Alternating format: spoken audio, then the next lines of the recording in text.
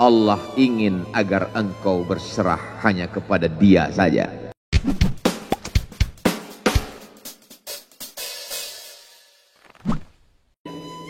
Yang dulu ketika kedinginan datang, Dia yang menyelimuti. Yang dulu ketika ketakutan datang, Dia yang menenangkan. Dia datang menemui Waraqah ibnu Naufal. Waraqah berkata, Namus, malaikat yang pernah datang kepada Ibrahim, yang pernah datang kepada Musa, yang pernah datang kepada Isa, sekarang dia datang kepada suamimu. Katakanlah, jangan takut, jangan cemas. Kalau nanti sampai masanya dia akan diusir dari kampung halamannya, aku orang pertama yang akan membelanya.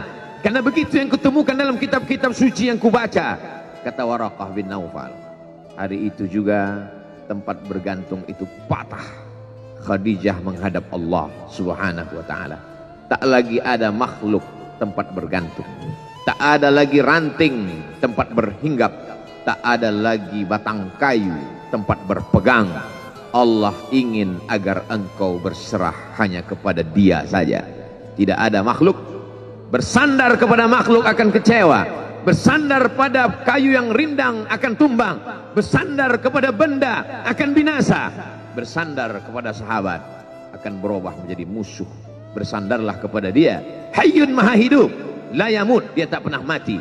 Bersandarlah kepada Dia, Al-Aziz yang Maha Perkasa, Al-Jabbar yang Maha Berkuasa.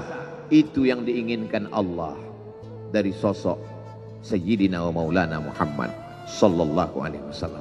Dia pergi, sengaja dia pergi berjalan kaki, karena kalau dia pergi menunggang unta, mereka sudah mengintai. Dia pasti lari. Dia akan pergi ke tempat yang jauh. Sengaja dia pergi berjalan kaki. Lalu kemudian dia pun sampai ke suatu tempat. Dia berharap mereka adalah orang-orang yang lembut akan yang menerimanya. Tapi dia tidak diterima dengan tala'al badru alaina. Dia tidak diterima sebagai ahlan wasahlan. Ahlan, keluarga. Kau datang kami sambut sebagai keluarga. Sahlan, mudah. Kau datang, urusanmu mudah. Ahlan wasahlan. Tapi dia tidak dianggap sebagai keluarga. Dia tidak dianggap sebagai sahlan. Dia dianggap sebagai musuh.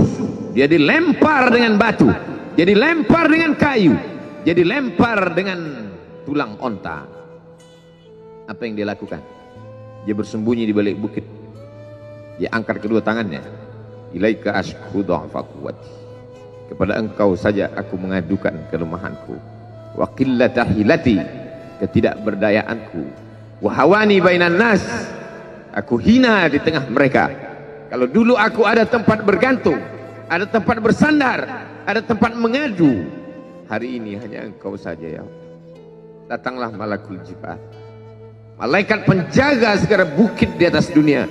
Kau tunjuk mana bukit yang paling besar ya Muhammad. Akan kutimpakan kepada mereka.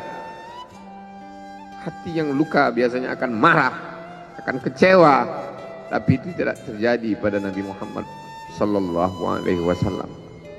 Apa yang dia katakan? Asallah an yukhrij min aslabihim man ya'budullaha wa la yusyrika bihi syai'a. Ya Allah, keluarkan dari tulang sulbi mereka, keluarkan anak cucu mereka yang akan menyembah engkau. Tidak ada satupun yang akan mempersekutukan engkau di atas muka bumi ini. Doanya dikabulkan, hatinya susah, pikirannya kacau, tapi lidahnya tidak berkata-kata kasar. Dia doakan agar anak cucu mereka menyembah Allah. 100% penduduk Taif hari ini bersyahadat asyhadu an la ilaha illallah wa asyhadu anna Muhammadan Rasulullah. Doa orang yang teraniaya, doa orang yang terzolimi. Dia berhenti di sebuah kebun. Ada seorang yang bukan terpandang membawakan beberapa ranting anggur sebagai pelipur lara, penghilang haus, pelepas daganya. Ketika anggur itu akan masuk ke mulutnya, dia berkata Bismillahirrahmanirrahim, atas nama Allah. Maka hamba sahaya miskin, susah, melarat, perantau yang tak punya apa-apa itu heran. Apa yang kau ucapkan? Bismillah. Kau sebut nama Allah ya. Tidak ada satupun orang di kampung ini kalau makan menyebut nama Allah. Siapa engkau? Aku Nabi yang diutus Allah Subhanahu wa ta'ala. Berarti engkau sama dengan orang yang dulu pernah berada di kampungku. Engkau dari mana? Aku dari Ninawi. Ninawi, ya. Di sana ada saudaraku, kata Nabi Muhammad SAW. Di sana ada saudaraku, namanya Yunus bin Matta. Yunus bin Matta adalah saudaraku. Sama-sama hamba yang diutus Allah Subhanahu wa ta'ala. Dia juga diingkari oleh kaumnya. Dia masuk ke dalam lautan, ditelan seekor ikan dalam 3 kegelapan. Gelapnya tengah malam, gelapnya lautan, gelapnya perut ikan. Dia berserah kepada Allah. La ilaha illa anta subhanaka inni kuntu minal zalimin. Begitu cara Allah mengingatkan Nabi Muhammad SAW.